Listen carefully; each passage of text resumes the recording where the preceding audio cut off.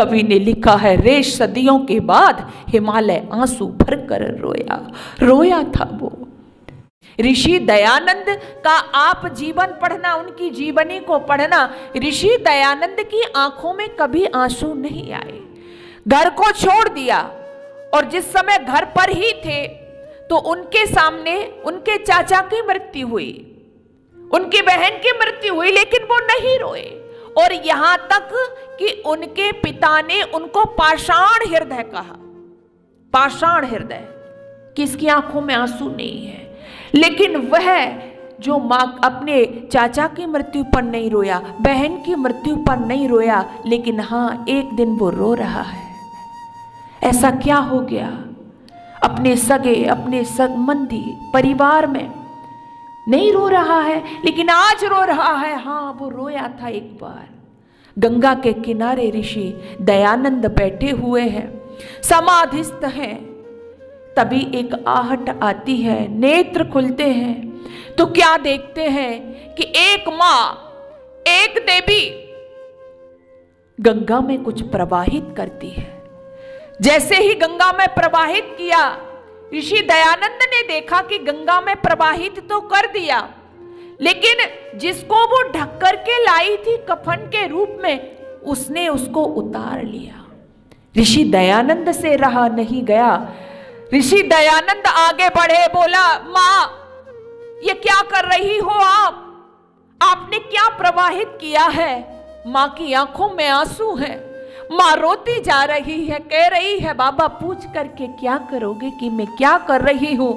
ऋषि दयानंद ने कहा, नहीं मां, बताइए आप ये क्या कर रही हैं?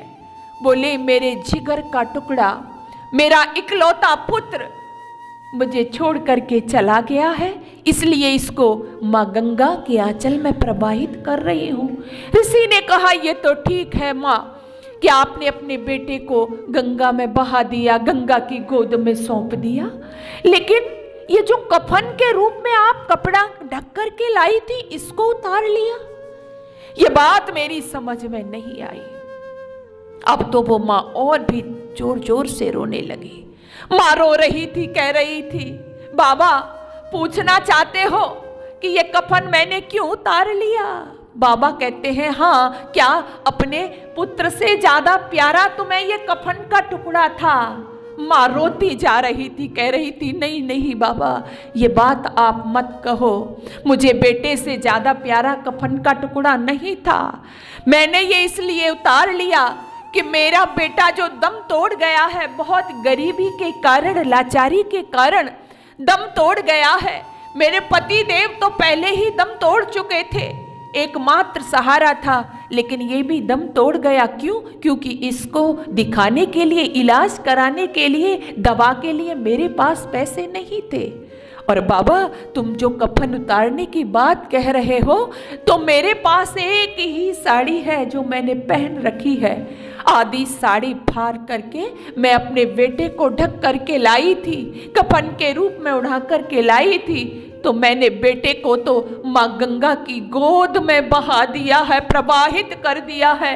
माँ गंगा इसको ढक लेगी, लेकिन मुझे तो उस समाज में फिर से जाना है जहां पर कपड़ों में भी लोग न जाने किस किस दृष्टि से देखते हैं। इसलिए मैंने आधा जो कफन का टुकड़ा अपना साड़ी का था, वो मैंने इसलिए ले लिया ताकि पुनः उसको साड़ी में सिल करके अपने लाज की रक्षा कर सकूं।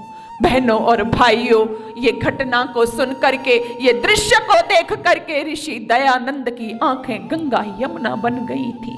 कवि ने लिखा है, रे सदियों के बाद हिमालय आंसू भर कर रोया। रोया था वो, रोया था वो, किसको देख करके?